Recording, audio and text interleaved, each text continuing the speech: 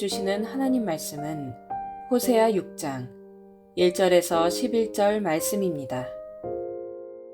오라, 우리가 여호와께로 돌아가자. 여호와께서 우리를 찢으셨으나 도로 낫게 하실 것이요, 우리를 치셨으나 싸매어 주실 것임이라. 여호와께서 이틀 후에 우리를 살리시며 셋째 날에 우리를 일으키시리니 우리가 그의 앞에서 살리라. 그러므로 우리가 여호와를 알자. 힘써 여호와를 알자. 그의 나타나심은 새벽빛같이 어김없나니 비와 같이 땅을 적시는 늦은 비와 같이 우리에게 임하시리라 하니라. 에브라임아, 내가 내게 어떻게 하랴? 유다야, 내가 내게 어떻게 하랴? 너희의 인애가 아침 구름이나 쉬 없어지는 이슬 같도다. 그러므로 내가 선지자들로 그들을 치고 내 입의 말로 그들을 죽였노니 내 심판은 비처럼 나오느니라. 나는 인애를 원하고 제사를 원하지 아니하며 번제보다 하나님을 아는 것을 원하노라. 그들은 아담처럼 언약을 어기고 거기에서 나를 반역하였느니라. 길르앗은 악을 행하는 자의 고을이라.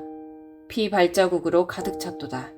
강도떼가 사람을 기다림같이 제사장의 무리가 세겜길에서 살인하니 그들이 사악을 행하였느니라. 내가 이스라엘 집에서 가증한 일을 보았나니 거기서 에브라임은 음행하였고 이스라엘은 더럽혀졌느니라.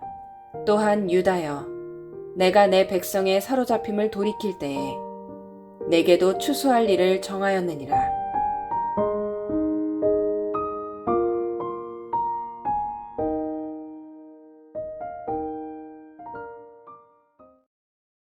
앞장에서 북이스라엘과 남유다 모두에게 임박한 심판을 경고했던 호세아는 이제 우리가 주께 돌아가야 한다라고 온 백성에게 목 놓아 외칩니다. 하나님은 이스라엘이 돌이켜 위선적인 제사를 그치고 진정한 신앙을 회복해야만 돌아올 수 있게 된다고 말씀하고 있습니다. 말만이 아니라 행실로, 위선이 아니라 진실로 주께 나아갈 때에만 진정한 회복이 있다. 이것이 오늘의 메시지입니다. 선명한 심판의 경고를 외친 선지자는 이제 온 나라를 회개로 촉구하며 주님께 돌아가자라고 외칩니다. 6장 1절을 보겠습니다. 오라, 우리가 여호와께로 돌아가자. 여호와께서 우리를 찢으셨으나 도로 낫게 하실 것이요, 우리를 치셨으나 싸매어 주실 것임이라. 기도의 형식을 빌려서 선지자는 지금의 형편과 상황을 넘어서 이제 앞으로 다가올 미래의 일을 소망하며 외치고 있습니다. 주님께서 치셨으나, 이 말은 앞으로 결과적으로 어쩔 수 없이 북이스라엘은 망하게 될 것이다. 그러나 싸매어 주시고, 이 말씀은 그러나 회개하는 백성에게는 반드시 회복이 있다라고 선포하고 있습니다. 그리고 셋째 날에 일으키시리라. 2절의 말씀입니다. 여호와께서 이틀 후에 우리를 살리시며 셋째 날에 우리를 일으키시리니 우리가 그의 앞에서 살리라. 하나님 백성으로 승승장구하다가 범죄한 가운데 완전히 멸망당한 북이스라엘과 남유다가 또다시 하나님의 긍휼과 은혜로 회복될 것을 말하고 있습니다. 이처럼 인생은 전반부와 후반부가 있습니다. 여러분은 이 자리에서 내 인생이 전반부인가 후반부인가, 아마 대부분 다 이제 내 인생의 후반부가 시작이 됐다라고 여기실 겁니다. 여러분의 인생의 후반부에 전반부보다 더욱더 하나님과 함께 은혜의 기쁨을 누리며 믿음 가운데 승리하게 되시기를 예수님의 이름으로 축원합니다. 우리를 살리고 일으키는 분은 외부의 강대국이 아니라 하나님밖에 없다라는 사실을 이스라엘 백성은 뼛속 깊이 깨달아야 한다 외치고 있습니다. 호세아 선지자는 4장 1절에서 하나님에 대한 무지가 죄라고 지적을 했는데, 오늘 본문에서는 그러므로 힘써 여호와를 알자라고 권면하고 있습니다. 3절입니다. 그러므로 우리가 여호와를 알자, 힘써 여호와를 알자. 그의 나타나심은 새벽빛같이 어김없나니 비와 같이 땅을 적시는 늦은 비와 같이 우리에게 임하시리라 하니라.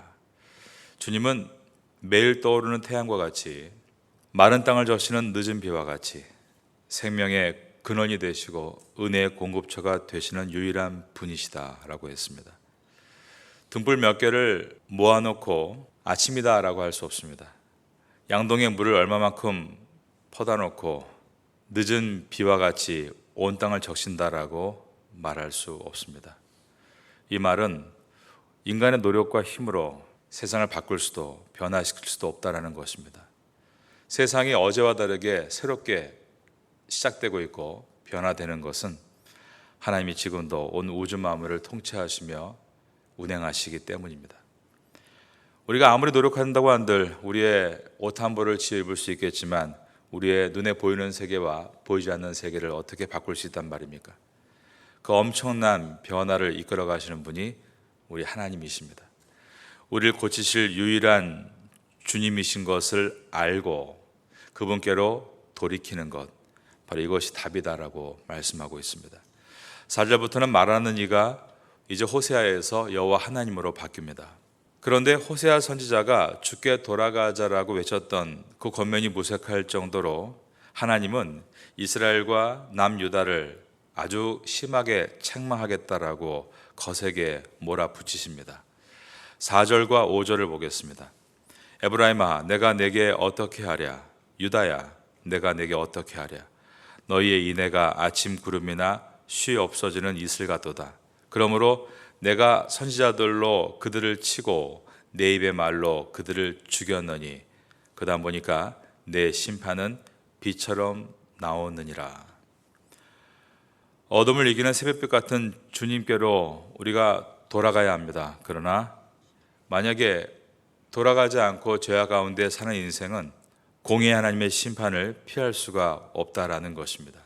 이스라엘의 인내가 아침 구름처럼, 즉 잠깐 있다 사라지는 이슬과 같이 사라진다라고 했습니다. 4절 뒤에 보면 너희의 인애가 아침 구름이나 쉬 없어지는 이슬 같도다.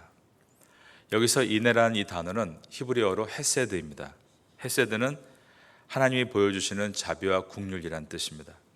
하나님이 하나님의 백성에게 언제나 인애를 베푸시죠. 그렇기에 하나님의 인애를 받은 하나님의 백성은 오늘도 이렇게 은혜로 살 수 있고, 또한 그 인애를 받은 하나님의 사람은 하나님을 사랑하고 또 다른 이웃들도 그분께 받은 인애로 대해야 할 책임과 의무가 들어 있습니다. 그런데 북이스라엘과 남유다 백성들이 그렇게 살지 않았다는 것입니다. 심지어 앞에서 선도해야 할 제사장들마저 마치 강도 때와 같이 백성의 재물을 노력하고 죽였다. 아래에 있는 9절의 말씀입니다. 강도 때가 사람을 기다린 같이 제사장의 무리가 세겜길에서 살인하니 그들이 사악을 행하였느니라.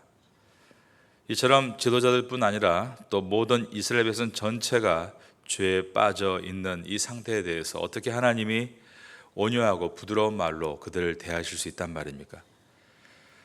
그들은 하나님이 아닌 자신의 욕심을 채우기 위해서 우상을 찾고 있는, 그래서 내면적으로 보면 영적인 간음을 하고 있는 모습을 보여줍니다. 10절입니다. 내가 이스라엘 집에서 가증한 일을 보았나니 거기서 에브라임은 음행하였고 이스라엘은 더럽혀졌느니라. 그러면서 남유다도 다를 바가 없었다. 이 표현은 호세아서에서 계속 반복되는 표현입니다. 오늘 본문 6장 11절에도 그 내용이 나와 있습니다. 또한 유다여, 내가 내 백성의 사로잡힘을 돌이킬 때에 내게도 추수할 일을 정하였느니라. 북이스라엘이 아수르에 의해서 망하고 그 다음에 포로의 고통 가운데 이제는 자신의 죄를 돌이킬 때였습니다. 그러면 남유다는 어떻게 되는가?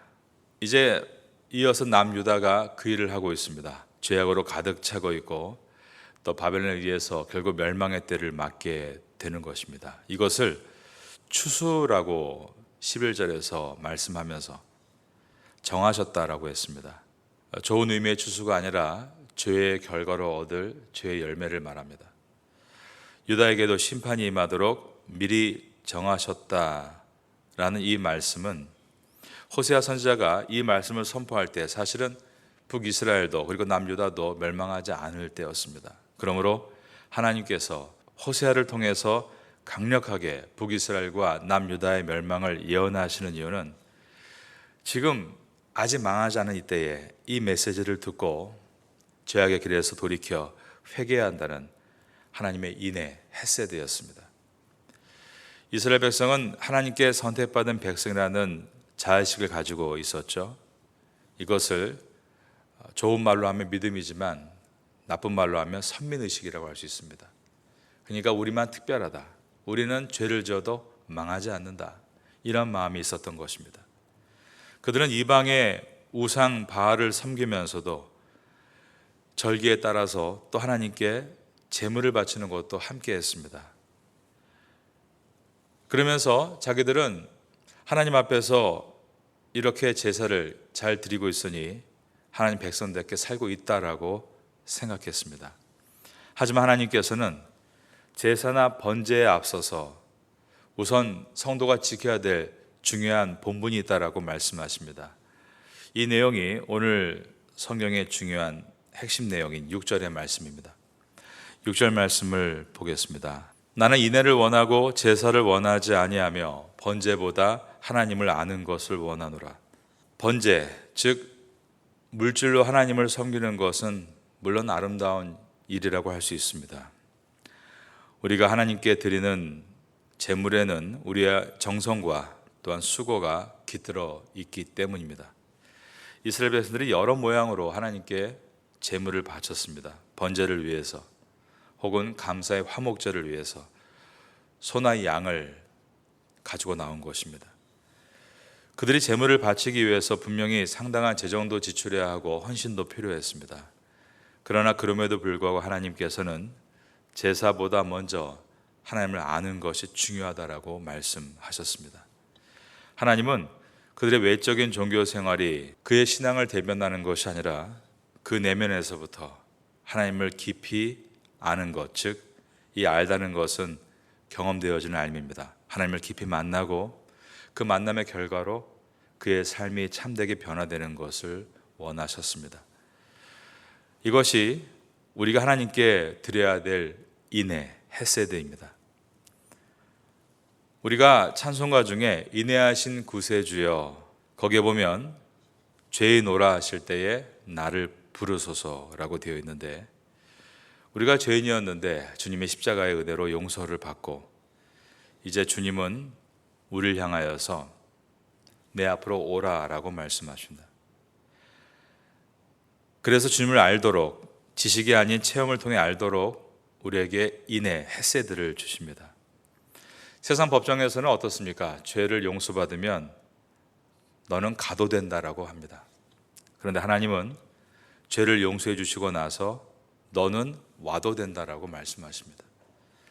십자가에서 예수님께서 우리의 모든 죄값을 당신의 피값으로 치르시고 죄인들이 그리스도의 보혈을 의지하여 담대하게 하나님 앞에 나갈 수 있는 문이 열리게 됐습니다. 십자가를 붙들고 열린 문을 향해 나갈 때 주님께서 말씀하시는 겁니다. 너는 와도 된다. 더러운 죄인이 거룩한 하나님 앞에 나갈 수 없지만 보혈로 그 더러운 죄값을 다 치러주셨기 때문에 거룩하다 인정을 받아 나아가게 되는 것입니다. 이것을 칭할 칭, 의로울 의, 의롭다라고 칭해졌다, 칭의라고 부릅니다.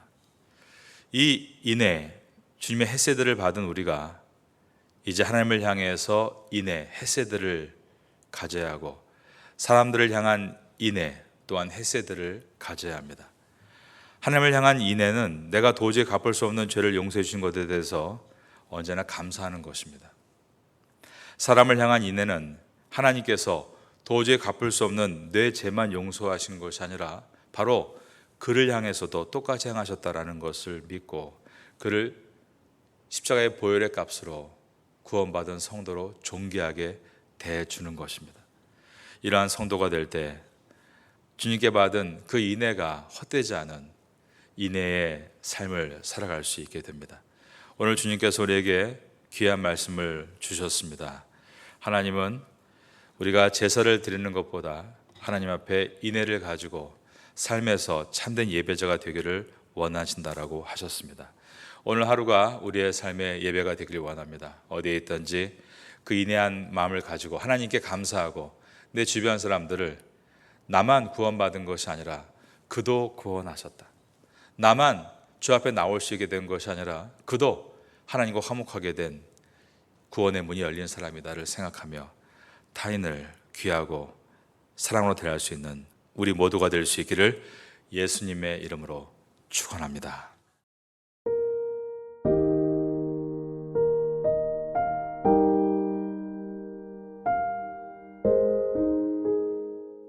지금은 함께 기도하는 시간입니다.